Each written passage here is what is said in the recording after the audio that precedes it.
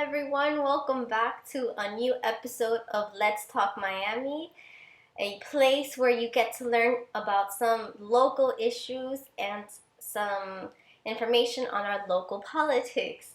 Today is a bit of a change. We're doing a really long episode, so I have included in the description the time slots so you can see um, what interests you more, and you can just skip forward to that time.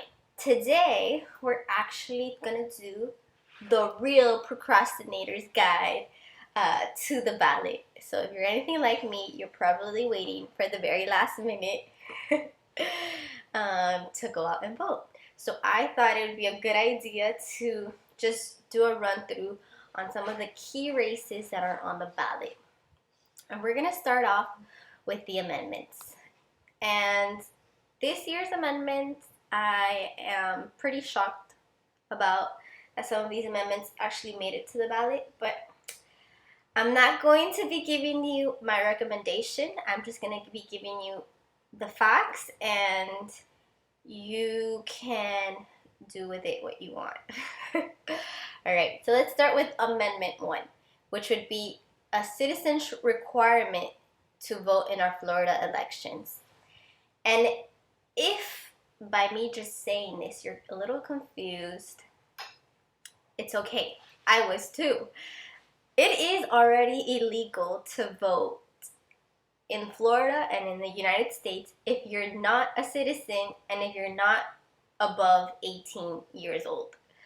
So this amendment, basically all it's doing is changing two words in our amendment, in our Constitution. And that would be that it would be changing the Constitution that says every citizen over 18 years of age may vote, and replace it with only a citizen over 18 may vote. As you can tell, this amendment is practically useless. So why is it on the ballot, and who even sponsored it? Well, this might kind of clarify some of your confusion. This was sponsored by a political committee affiliated with a conservative media personality who is co-chair for Women for Trump. Her name is Dr. Gina Loden. I'm not sure if I said that last name right. And its main purpose, really honestly, is just to scare people and encourage nativism. And nativism does not mean Native American. Nativism is people that are native to a territory, and usually that's like your typical gringo, your typical American. So it favors those people. And why do I say that? How do I come to that? Why do I come up with that conclusion? Well, by saying only a citizen can vote, you're starting to get to the point where, all right, what is a citizen? Who should be considered a citizen? And so, although this is already defined at a federal government, it kind of gives you that question, and it deters immigrants, really. This is an amendment that is useless, and even when you read it in your ballot, it'll say, the proposed amendment is not expected to result in any changes to the voter registration process in Florida. So voting yes or no really has no impact, other than, do you believe this kind of rhetoric should be encouraged or not? Really, I think at the end of the day, that's the question being asked in that amendment. Yes, should this be encouraged, or no, should this not be encouraged? All right, moving on. Amendment number 2, and this is one of the most debated amendments in the ballot, and that's because it's regarding raising Florida's minimum wage. And to me, this is a huge gray area. I really don't know which is best, if a yes or a no, should we increase it or not. But basically, this amendment would raise our minimum wage to $10 an hour as of next year. And then each year until 2026, it'll increase $1 per hour, which by 2026 it should reach $15 an hour. Then after 2026, it'll just continue adjusting annually for inflation. The way I'm going to explain this one is by telling you and demonstrating the points of the supporters and the opposers. So the supporters, they say that this amendment has the potential to take 45% of our families in the state out of poverty. As many of you guys know, living in Florida and living in Miami is just super expensive. And as you can imagine, under the current minimum wage of $8.56 per hour, it is very hard to finance living here. And that's why we have so many people leaving Miami, or even some people are moving out of Florida because it's just so expensive.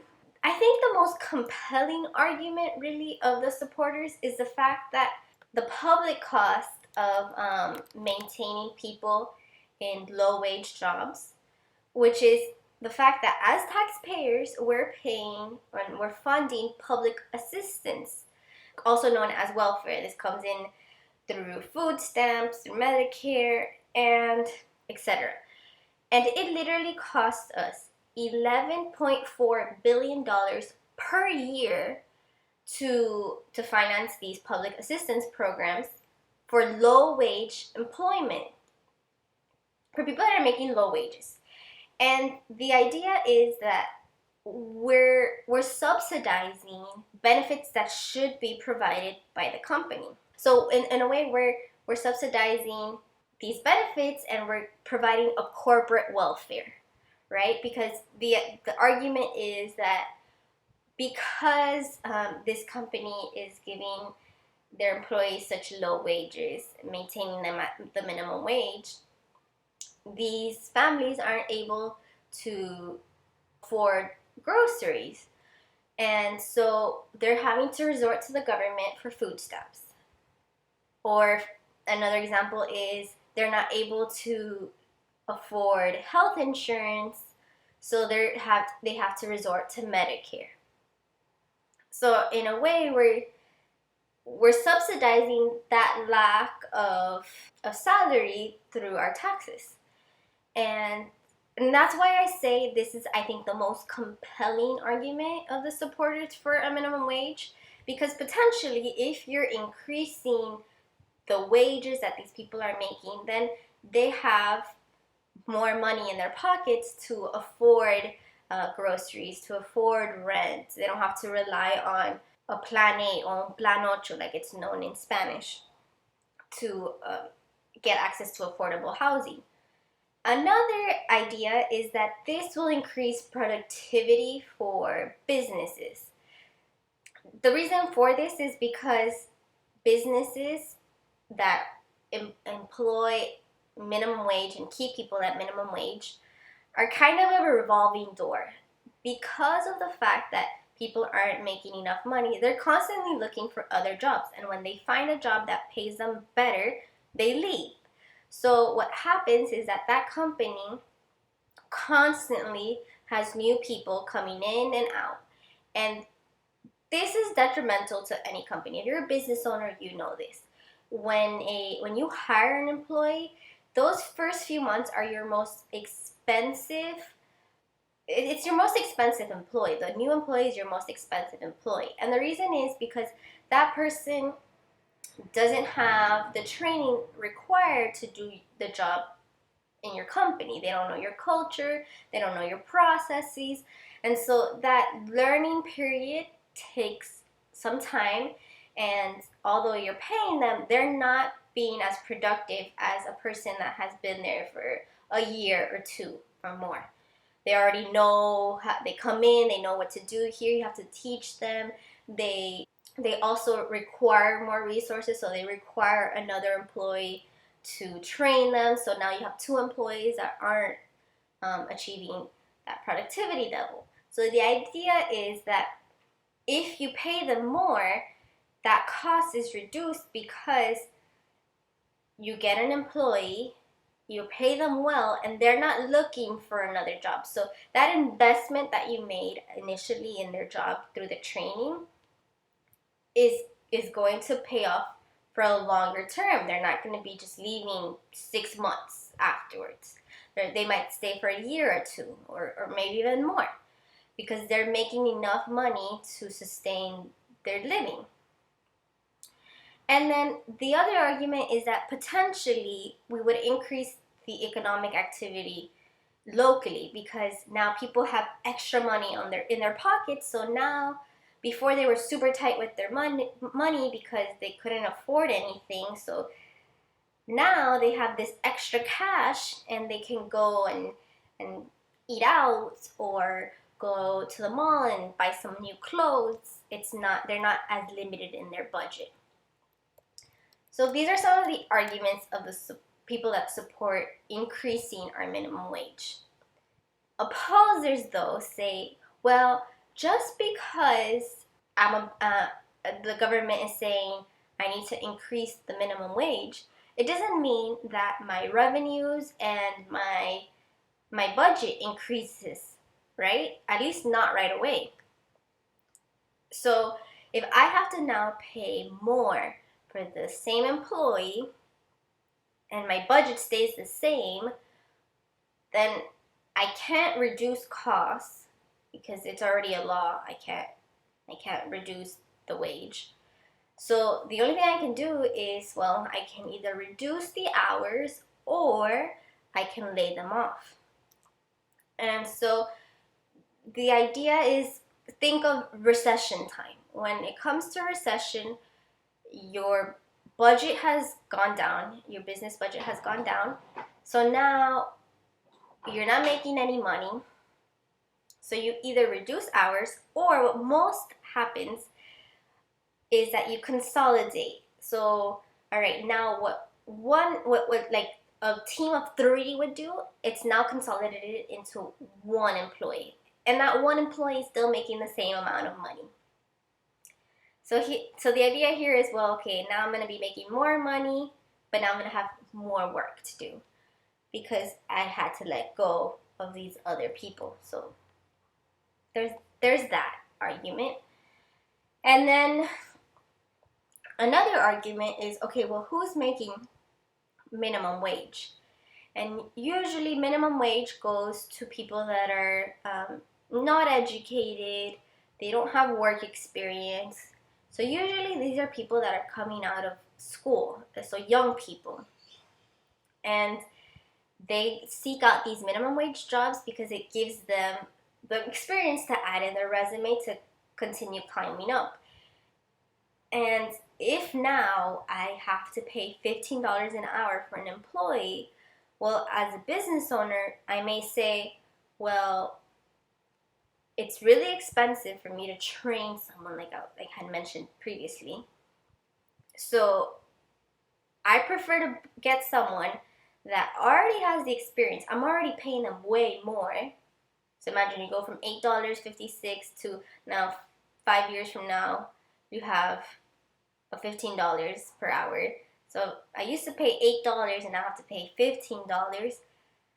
I might as well just get somebody that has the experience. And so at least the training time and that cost that initially the employee would incur to me, it will be for a much less time. So basically, anyone that has no experience is going to be left without a job. And so that's a big if, because also we do have a lot of people that are coming out of college that do get internships that start at way above $15 an hour. But if you're talking about someone that's coming out of high school, or some people that just drop out of school, they don't really have access to those internships that pay them $20 an hour, etc. So that is something to keep in mind, because it would definitely hinder those people and possibly keep them unemployed for a very, very long time, simply because they don't have the experience. So you're kind of creating this vicious cycle. They're not employed because they don't have the experience, but they can't gain the experience because no one's hiring them because it's so expensive. So yeah, that's a big issue. But what I think is most likely going to happen is that the cost is going to be passed down to the customer. So, all right, I'm a business and I have to pay my employees more.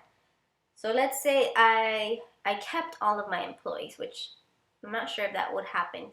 But let's say I kept all of my employees, my cost is now higher and they're not producing anymore. They're, people have certain capacity. Now that extra cost, I'm just going to pass it down to the customer. So the question arises, well, the whole point of increasing the minimum wage was that people couldn't keep up with costs.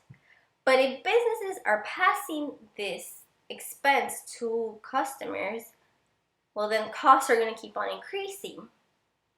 So we're kind of constantly just chasing after this cost that keeps on increasing. So it's like, okay, when do we ever meet a salary that's going to match cost without actually incurring more cost? So it kind of becomes, all right, now we're actually increasing costs, which was not the point. And then another argument is, all right, well, right now, nationally, 40% of people are employed by big companies. So these are your companies that are 500 employees or more, or 1,000 employees or more. So 60% of employment comes from small businesses and medium-sized businesses. But if you're part of this 40% that is like your Amazons, your Apples, your Walmarts, well, you're considering, all right, now I have to pay my employee $15 an hour. And usually that job is a job that, like I said, doesn't require much experience. It's usually monotonous, it's repetitive, it's a repetitive process, which is ideal for automation. And so many will argue, though, the reason why many jobs haven't been automated is because labor is still cheaper than the technology to automate it. But now if we're talking we need to increase it to $15, well, companies might just say, well, I prefer to just spend that on automation, and now I don't have to spend the money in training, the money in benefits. Some people will even say, I have a reliable machine over someone that may call in sick. So these are all things that you're gonna start thinking about. And then one of the things I do think we should be cautious about is that by putting this in the Constitution, this provides no flexibility in case of an economic crisis like the one that we're dealing with right now. So already many businesses, especially small businesses, are already hurting. And therefore so are many employees because they're being laid off. Well, imagine if we had COVID hit and we were making businesses mandating them to pay a $15 minimum wage. And as many of you know, most of the companies that have been impacted by this crisis was the hospitality industry, which has most of the minimum wage jobs. So in some cases, some of these industries were able to hold on to certain amounts of employees. But imagine if it was $15 an hour. Well, that unemployment would be much, much more, because now I can't reduce wages. So I'm just going to have to let you go. So that is something. So those are the arguments that I'm just going to put in front of you, so you can decide whether you vote yes, we need to increase minimum wage to $15 an hour by 2026, or no, we should keep it at $8.56, and hopefully have our legislators really debate this and see how we can increase minimum wage some other way. All right, amendment number 3. Amendment 3 is what some people are calling a jungle primary. And the reason why is because this would open a primary to all voters without any regard to parties. So anybody could vote for any candidate in a primary election. And how does this amendment propose doing that? The way it does this is that it would group together all the candidates for a race together. Instead of having how we have it right now, which is in the ballot you have the Republican and then the Democrat candidates separately. And only the voter that's registered for that party can vote in that race. What we call a closed primary. For example, if you're a Republican, you're only going to be able to vote in the primary for a race where there's Republican candidates. So the idea is that we're going to take away parties, and all of these candidates are going to appear together in the ballot, and every voter, Republican, Democrat, Independent, no party affiliation, all get to go vote during this primary election for their candidate, for the candidate that's going to move on to the general election. And the idea is that the two candidates that have the most amount of votes move on to the general election. And this sounds great because many people are saying the independent voter has no ability to voice or even choose candidates in a primary because we are a closed primary state. And although the argument is valid, the outcome of this amendment, I don't believe will actually address that issue of the independent voter. And the reason is because, as I mentioned, the candidates, the top two candidates with the most amount of votes would move on. And right now what we have is that you move on from the primary and you secure a candidate for each party. But here, since you're only getting the candidates, the top two candidates, it is very likely that you can have candidates of the same party heading off against each other. So what would happen is that you're disenfranchising completely the vote of the other party. So for example, if you have two Democrats facing off against each other, well, the Republican voter has nothing to vote other than for those two Democrats, and vice versa. And what many people are saying would happen, what would most likely happen, is that because the Democrat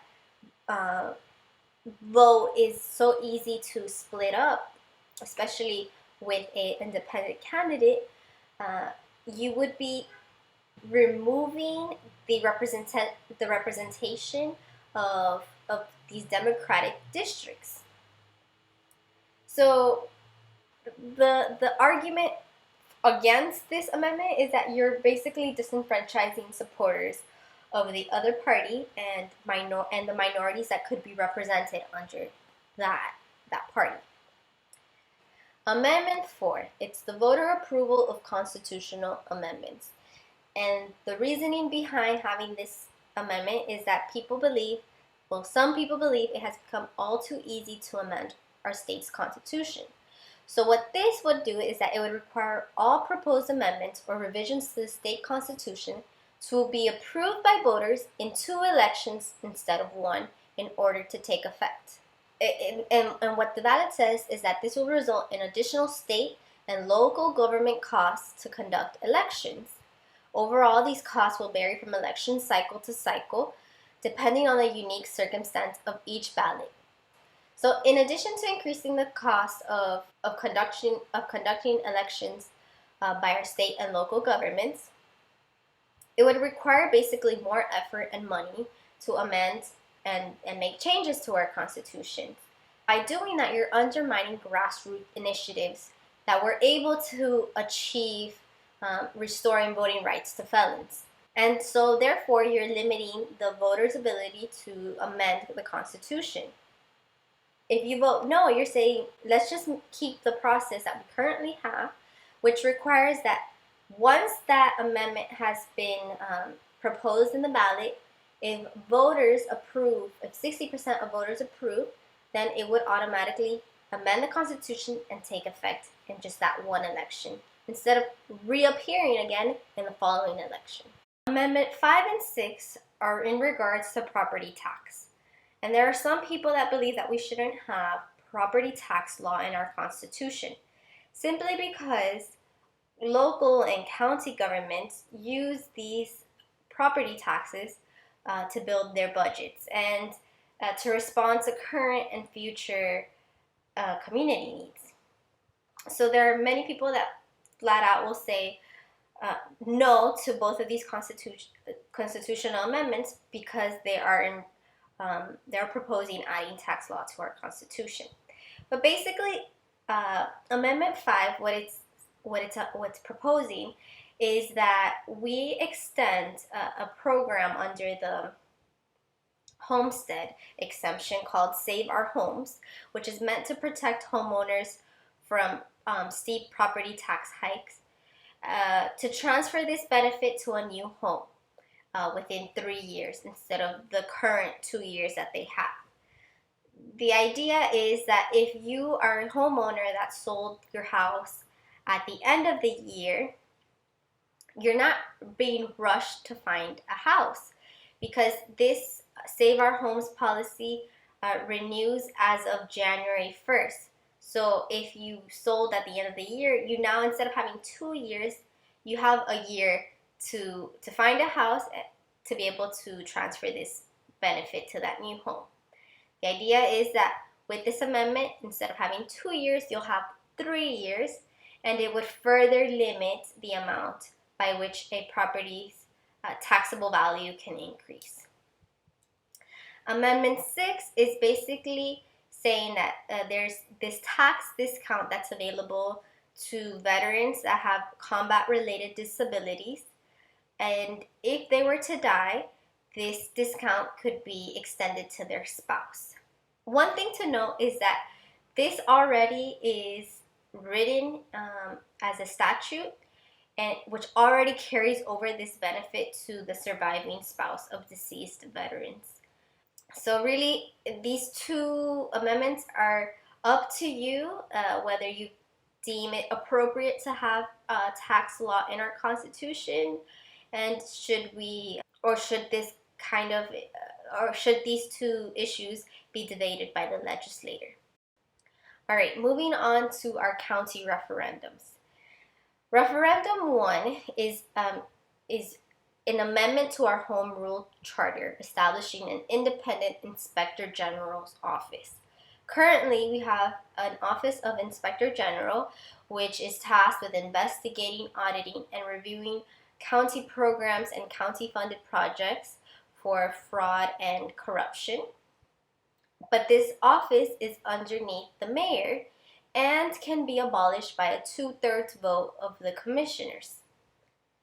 If you were to vote yes, you're basically amending our county charter, adding this independent Office of Inspector General, and it's independent because it'd be independent of the mayor and the commissioners, because only the voter would be able to abolish this office. Referendum 2 is in regards to how we fill vacancies for commissioners and mayors. Currently, under Florida law, any sitting elected official that wants to run for another office has to resign from their position. And this creates a vacancy which can only be replaced through a special election, because these replacements cannot be conducted in a general or primary election. So basically, the idea is that instead of having these special elections, a yes vote would signify that when a sitting elected official resigns, the election to replace that to replace them would take place during a primary or a general election, which would save taxpayers money because you're not having to conduct another election, an additional election. A no vote would say, well, we're maintaining the current process of having this special election, which are very costly and have low voter turnouts, but it reduces the time that the position remains vacant. Referendum number 3 is sort of like Constitutional Amendment 1. It wouldn't have an effect, really. The reason is because what this referendum is proposing is that we conduct nonpartisan elections for the county sheriff, property appraiser, tax collector, and the supervisor of elections. The reason for having political affiliations for these elections is because in 2018, voters amended the Florida Constitution requiring that these elections for these positions take place in a partisan way, in a partisan manner by 2024 in all counties of the state of Florida. So, unless the state actually changes this law or removes it, voting yes for this referendum is practically a suggestion from the voters of Miami-Dade County to the state saying, hey, we would like these elections to be conducted in a non-partisan way. But other than that, it would have no effect. All right, so now for the fun part. I'm going to talk about the congressional races, and I'm only going to be talking about 2, District 26 and 27. And you may ask why, and the reason is because I feel like these are 2 races that are still being contested. Voters are still undecided, and they take up a part of our county that's very influential, especially in Congress. All right, so let's start with District 26, and this district includes Westchester, Kendall, Hammocks, Florida City, all the way down to the Keys. You have 2 candidates, Debbie Mucarsel-Powell, which is the incumbent. She's the current representative for this district, and Carlos Jimenez, our Miami-Dade County Mayor. If you're looking at my face right now, you understand that I don't understand how we have Carlos Jimenez as a candidate for a congressional race. But I'll get into that right now. Let's start with Debbie Mucarsel-Powell. And I'm just going to start off with her record. Like I said, I don't mean to sway anyone to vote for parties. I am a huge proponent of vote for people that have your values, that are actually doing something that you approve of. And look at what they're actually doing. Actions speak a lot louder than words. So here's her record. She fought to close the Homestead Detention Center when they were holding migrant children under Trump's policy of separating families at the border. And she fought to close it, and she did. She, along with some other representatives of Congress, they were able to close it down. She was able to secure $200 million in funding for the Everglades restoration through bipartisan support. And now where we're seeing more and more loyalty for party and not working with the other side, I think this is huge to highlight the fact that she got that kind of money for a project that I think everyone in Florida really supports through bipartisan support. So it shows her ability to cross the aisle, which is lacking in Congress as of late. And then she's been able to push for funding to help with affordable housing, which is a huge crisis in our county. There's not enough affordable housing. And $500,000 of that proposal actually went to her district. So that's direct funding into the district that she's representing for affordable housing. And like I said, this is the area of Westchester, Hammocks, the Florida Keys, Florida City, and Homestead, which is actually some of the most affordable places in our county, sadly. So it's good to see that she's making an effort to keep that affordability in that district. So her priorities include much of what you would expect from a Democratic candidate. Um, Providing health care, making our economy better, investing in our education, fixing our broken immigration system, making sure we're supporting common sense gun reform, reforming our tax system so that it helps middle class, and protecting women's reproductive freedom. Some things I want to note from her agenda that I would like to highlight is that she believes that we need to she supports debt-free community college and lowering interest rates on student loans, as well as raising the minimum wage and providing job training programs so people can get access to higher paying jobs.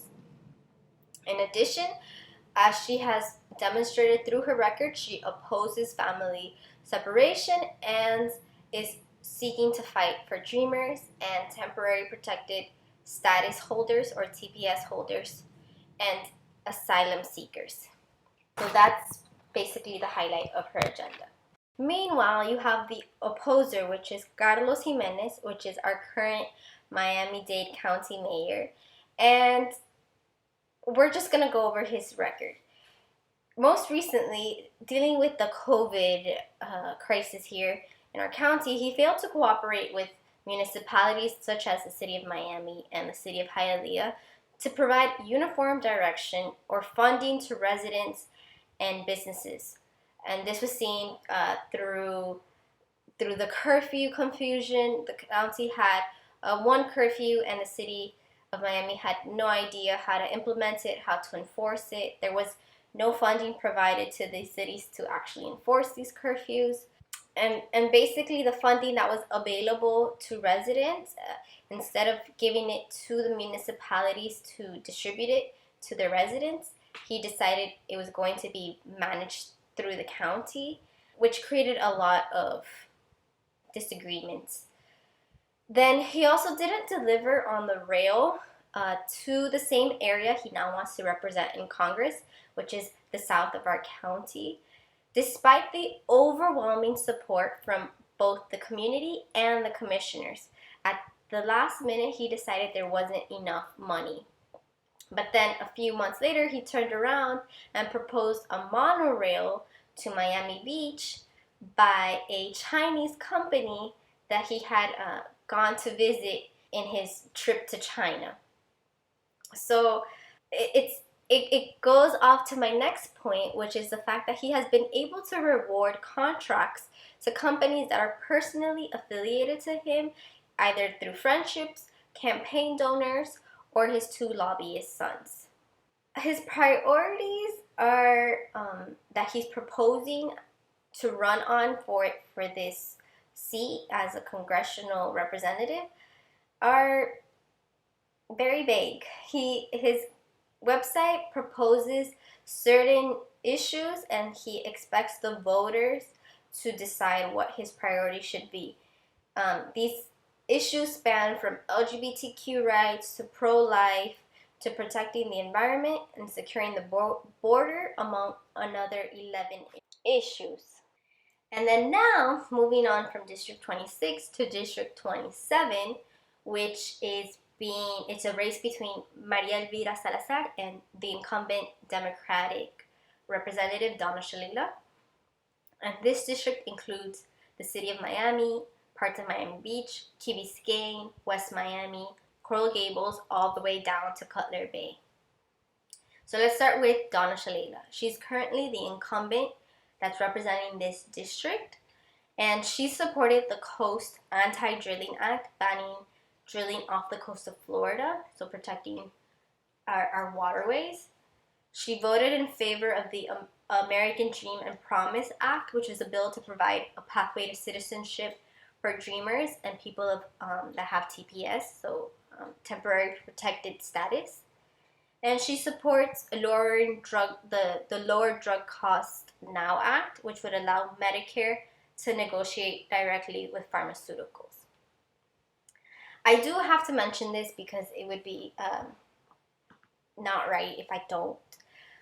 She did sell shares that she owned prior to COVID, and she, as a congressional representative, she has to report this in a matter of 45 days, I believe, and she didn't. She waited after that period, but she did this twice. So I think that that's something to keep in mind. Maria Elvira Salazar is saying that she broke the law, that she had insider trading benefit. There isn't any evidence of that, so I'm not even going to say that. But this did actually happen. She sold her shares, and I think it was 500 shares, and didn't report them within the allotted time. Donna Shalala's agenda includes much of the same things that Debbie McCorcell-Powell has: healthcare, gun control, immigration. But one of the things that stood out for me was that she has in her agenda traffic infrastructure, meaning that she wants to bring in federal money to build infrastructure that'll alleviate traffic. So, in addition to helping with public transportation, she wants to have synchronized lights. And most people here in Miami are probably right now, if you're listening to this in your car, probably stuck in a red light camera after just coming out of another light, and you're just wondering why are our lights not synchronized? Why am I in this stop and go traffic? So if a political candidate happens to hear this by chance, whether you're Republican or Democrat, please, the residents of Miami-Dade County, we want synchronized lights. So we need that funding. Thank you very much. Meanwhile, Maria Elvira Salazar is the Republican candidate that is hoping to represent this district, and she's actually pretty well known in the community. She used to be an investigative journalist that reported on Cuba, Venezuela, and turmoil in Latin American countries, and um, basically local political issues. She always had this kind of hardball investigative reporting with our politicians, which I always appreciated when I did watch her. And her priorities include preserving and protecting American freedoms from socialism. So, as you can see, both of the candidates have your very typical party agenda. Um, One thing that I also like, since I highlighted one thing from Donna Shalala of that traffic infrastructure, I'm going to highlight one thing from Maria Elvira Salazar, which is setting term limits so we can get rid of these career politicians that have been in Congress doing absolutely nothing for the past 40 years. So yeah, I think that's a great idea that should be incorporated into whoever is running and actually wins. Um, Affordable health care, protecting people with pre-existing conditions and seniors, bringing higher tech jobs to the district. And the way she proposes of doing this is by using her journalism skills. She believes that certain members of Congress are dissuading these big companies, these high-tech jobs, these high-tech companies from coming into their district.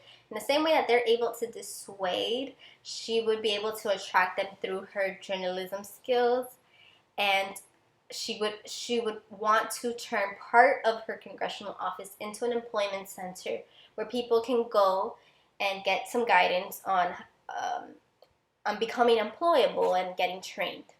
Another thing she's proposing is increasing access and the quality of our education system. I don't think there is any question how deteriorated our public education system has become. Just look at our ranking worldwide. We've just gone down the ranks in our quality of education. So I think that it's great to see that in both sides of the aisle, this is a common theme of funding education, as well as protecting our environment. We're finally at the stage where Republicans are admitting that we have issues with our climate, whether you want to call it global warming, climate change, or whatever. Something is seriously going wrong, and we need to address it. So she's saying that we need to protect our coast and invest in infrastructure that will reduce flooding, which is quite common here in the county, and especially in this district, which includes coastal areas like Key Biscayne and Miami Beach. All right, so now let's move on to some of the races for the county commission.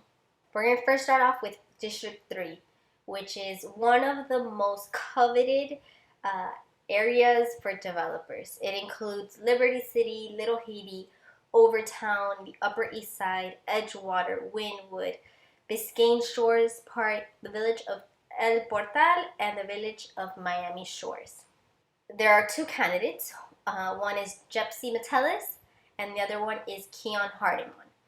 And so let's start first with Jepsy Metellus. She has over 30 years of public service experience, and she's founder of a nonprofit called St. Haitian Neighborhood Center.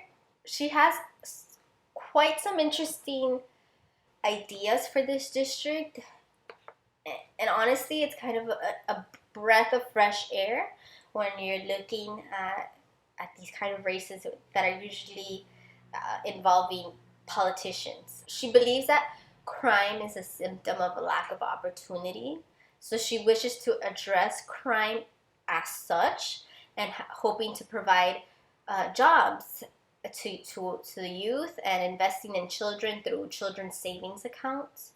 She believes the lack of affordable housing available should be treated as an emergency. So she would want to identify vacant public land and rezoning those lands so that we can build affordable housing projects there. And she's a huge advocate for public transportation and believes that we need to connect the community to new bus and rail routes, prioritizing transit-oriented development. So if you look at our transit stations, for example, like just look at the metro, you're gonna see that most of these stations are kind of not in the middle of nowhere, but there isn't a landmark nearby. So think of like Brownsville Station or even the Palmetto Station down by in Medley. They're just kind of these randomly placed stations. So her idea, and you'll hear throughout that it's kind of an idea throughout the people that are running in these local races, in the commissioner and even the mayor's race, is that we make these stations, and as we develop our infrastructure for public transportation, we develop around these stations. So that way people are living nearby a station, working nearby a station, and it's not just this randomly placed area.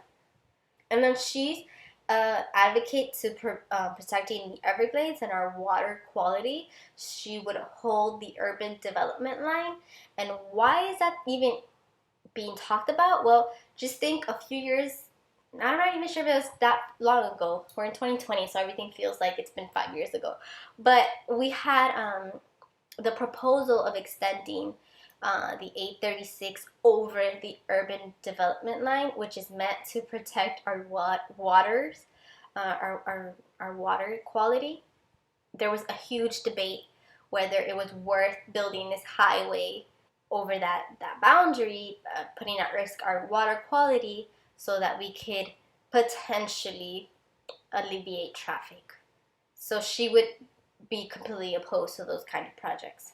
Meanwhile, you have on the other side Keon Hardimon, which is the current commissioner for District 5 for the city of Miami, which encompasses many of the communities such as Liberty City and Wynwood.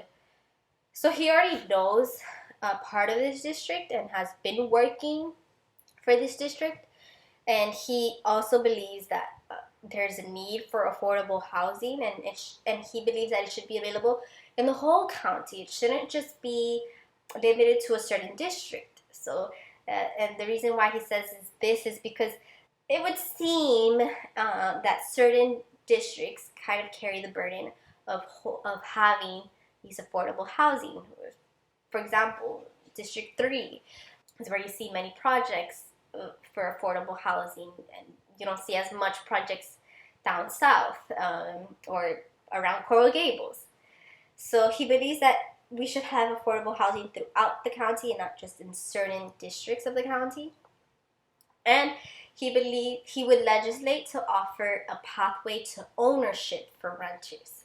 Along the same lines as Ms. Metellus, Mr. Hardiman believes that crime is a symptom of poverty, and so he wishes to provide job opportunities for youth and reduce the barriers of entry for business owners, which are imposed by the amount of permits and licensing required by government. He also proposes in prioritizing and extending rail to the Broward County line and advocates for free ridership for all Miami-Dade County residents. He believes that public transportation is a service and shouldn't have an obligation to generate revenues to maintain its operation. Not quite sure how he expects to maintain the metro. As we all know, we've had to use our half penny tax for the maintenance of the metro and our public transportation instead of expanding it. So I wonder how would he expand our public transportation system without any revenue. And like I had mentioned, this district is one of the most coveted districts by developers because it's close to the coast. So if you think Miami, you want to be near the water. And it's also, like for example, Liberty City and Little Haiti is on a ridge. Since we're talking about climate change and sea level rising, people are looking for higher ground, and this area has some of the highest grounds in the county. So, and also very inexpensive land. So it is an area that is being developed, and developers are looking for that kind of land. And I put this out there because as a commissioner, he struck a deal with developers to donate $31 million instead of providing affordable housing on site. And why is this important other than the fact that it's a highly coveted area for developers? Well, think of the Magic City project in Little Haiti. This is a multi-million-dollar development project that the idea was that we're going to develop this area, which is a highly impoverished area. The question was, all right, well, what are you going to do with the residents there? These people live there because they can afford that area. Now, if we have all of this development, we have this gentrification going on, which is common nowadays in our county. We keep on having this issue. So how can we avoid that? And the idea was that we were going to allow them to develop by providing affordable housing within development, or providing the ability for residents of that area to get jobs in this development. That was sort of the negotiation going on. But as a commissioner, he actually just preferred to get a donation of $31 million that these developers paid to the city, and forego the need to provide affordable housing. So the people that live in that area, their properties and their rents would go up and wouldn't have a place to go. That's just something I think to take note of, considering what the district is. Moving on, District 5. And this district encompasses your typical Miami postcard. So Brickell, downtown, Little Havana, think Calle Ocho, your Roosters, Silver Bluff, Shenandoah, and other parts of Miami Beach and West Flagler. And currently, commissioner that is representing this district is Eileen Higgins, which is she's also running again to renew her term. And she has been the strongest advocate for expanding and making transit system reliable as a commissioner. She supported the Aventura train station and currently is working to add more stations from Aventura to downtown, so including the design district, Wynwood, adding stations in those areas, in El Portal.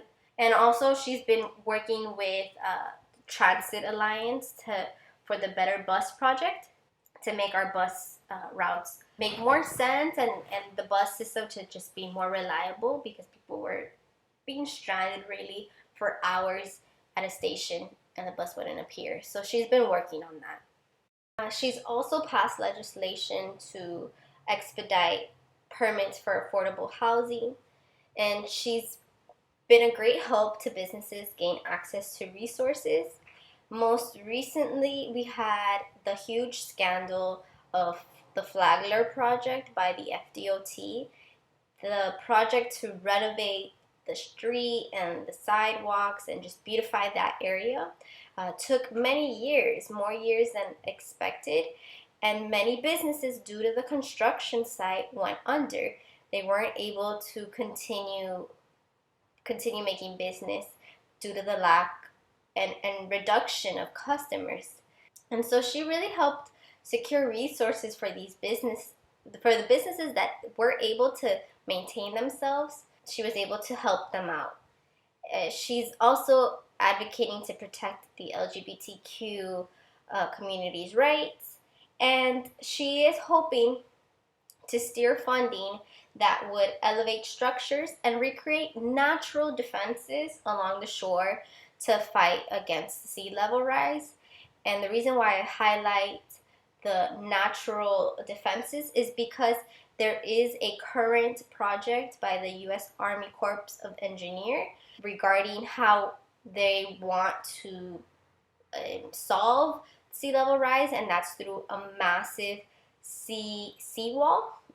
The commissioner of the city of Miami, Manolo Reyes, calls it the Berlin Wall. It is really absolutely monstrous. They want to put this along the shoreline of Brickell.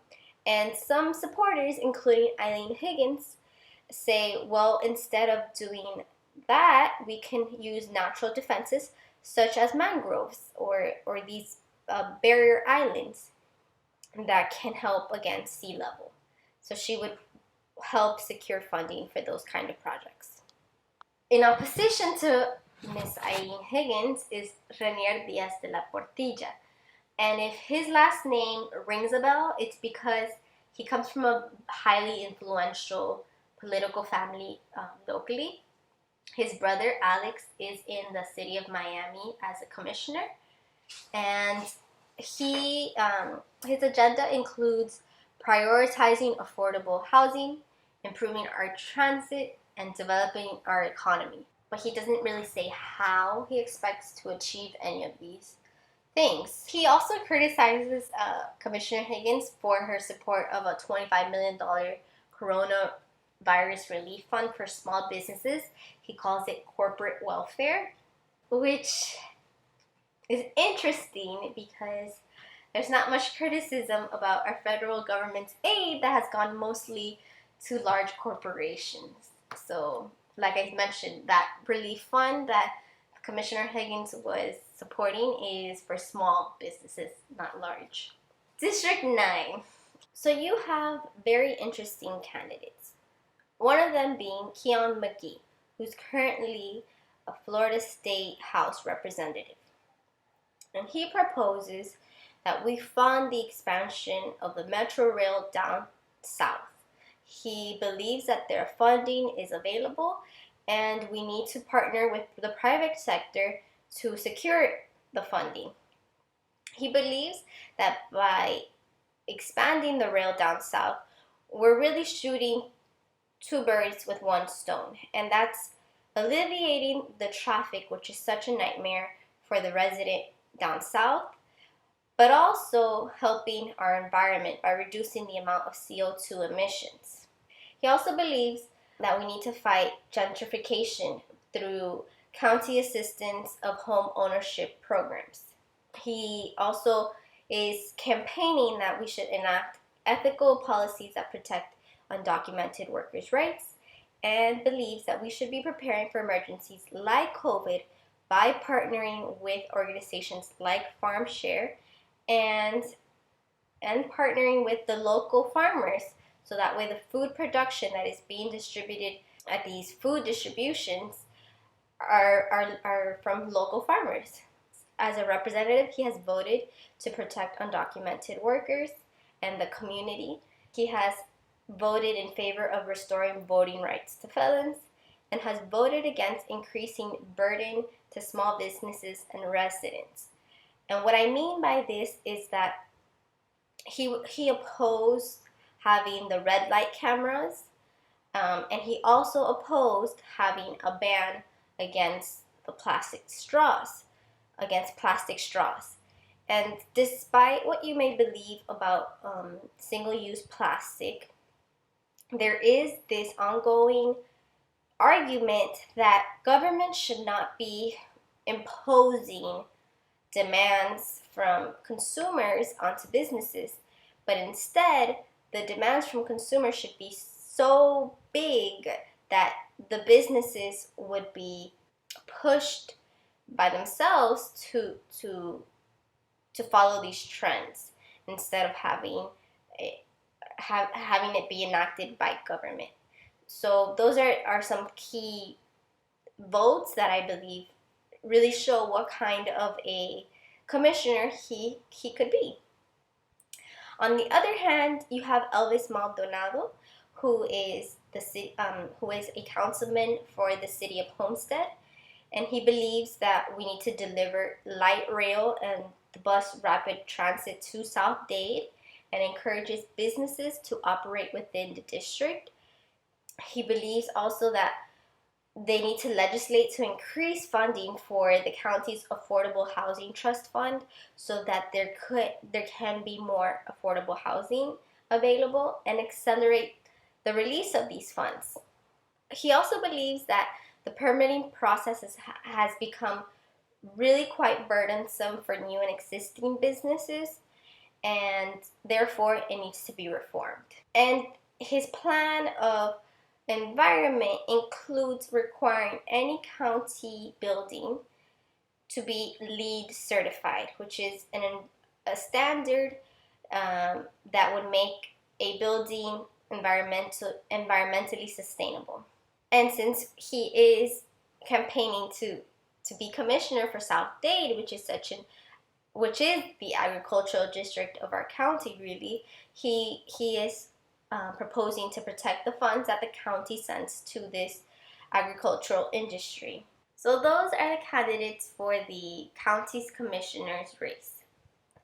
Now, the last race I'm going to talk about is the mayor's race between Daniela Levin Cava and Esteban Steve Bowl. Daniela Levin Cava has a platform based mostly on the environment, our transit, and getting people back up on their feet after COVID.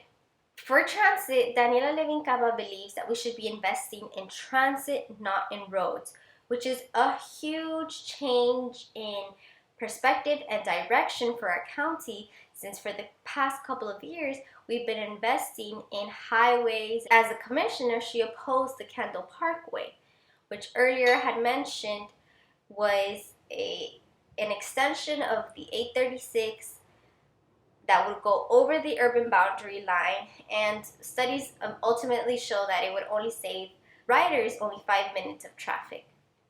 She supported the electrification of our bus fleets, and she supports having the rapid bus transit in the South Corridor as the most practical solution until there is funding available, and until an extension of the metro rail is completed for that corridor.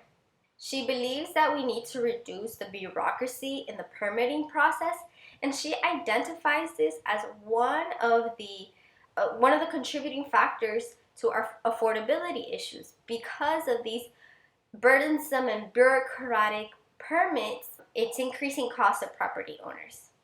She is mostly known as a water warrior. And if you heard our last episode with Senator Piso, she was the only candidate, even in the middle of a very packed mayoral race, regarding our sewage system, how it's decaying and it needs to be fixed. She was the only supporter to replace it and fix it, because she identifies the risk that this system has to our environment, to our economy, and to our health. She has been advocating for the protection of our water quality way before it appeared on the news, really. Even before the Biscayne Bay fish kill, she has been a huge advocate of protecting the bay and protecting our water quality. On the other hand, Steve Bobo provides much of what we already know and what we're accustomed to here in the county. He supported the Kendall Parkway as a commissioner. He opposed the Metro Rail expansion because he believed that there wasn't enough funding for the South Corridor. But despite this, he still supports public transportation, believes that we should be developing alongside these transit lines to increase riderships and increase revenue. He is running on the platform that he is against socialism. He is against government overreach in the private sector, specifically in mandating developers to construct affordable housing. But he is a proponent of collaborating with the private sector. He is also a strong advocate among the commissioners for reducing our taxes and balancing our budget. So one advice I will give you if you're still stuck on this race is that you need to consider going forward, where do we need our county to go? Our county is currently filled with corruption. We have construction sites that never finish. We are being taxed and we have tolls at a level that the county has never seen before. Our services, such as our sewage system, is deteriorating. But most importantly, our environment is at a critical level, as we all saw by the recent fish kill at Biscayne Bay. And we need to identify what are critical factors for the sustainability of our county. And I would argue that the main one is our environment. There is no Miami without our beaches, without clean water, without drinking water. And we need a candidate that is going to move forward our county in this aspect. Sea level rise is very real. We're kind of like ground zero for climate change. We're seeing it. It's not like anyone in Washington is telling us what to believe or not to believe. We are actually able to see it. And we have a traffic infrastructure that is completely unsustainable. At some point, someone is going to have to take a real hard look at our public transportation and how we can improve it. We lost the ability to attract a company such as Amazon because of our lack of transportation, of a lack of infrastructure of transportation. So if we want to continue growing our economy and providing opportunities for future generations, well, we need to figure out how are we going to tackle affordability, how are we going to tackle climate change, and how are we going to make our government more transparent and accountable. And so based on this, I ask you to consider the two candidates, and not just for the mayoral candidates, but for every single race that you see locally happening here. Keep those in mind instead of voting for parties. Look at what their record is, what they say, and does it match? And does it match with your values? So I hope that this voter guide was instrumental and helpful to you. I'm sorry for how long it was, but I felt like it was the only time I had to really explain and expand beyond an Instagram post. If you have any questions, please feel free to reach out. Below is our contact information. You'll find our email, and if anything, you can always message us through Instagram or Facebook. A reminder, please go out and vote. Early voting ends Saturday at 7 p.m. The lines are long, but they are moving quickly. And my suggestion to you is that if you're voting in person, take some food with you, take some comfy shoes, and just pack some patience with you. Whether you vote early or whether you vote in person on November 3rd, pack some patience. And if you still have your mail-in ballot, please do not mail it back. It's too late. It will not arrive on time to be counted. To be counted, it needs to arrive at the Department of Elections by November 3rd at 7 p.m. And with our mail system, that's not possible right now. So if you still have your mail-in ballot, go to an early voting location, drop it off in a secure ballot box. Or if you prefer, go to an early voting location, turn in your mail-in ballot, and vote in person. And like I said, if you have any questions, feel free to reach out to us, or even reach out to the Department of Elections if you have any questions on your mail-in ballots. All right, have a great rest of your day. Bye now.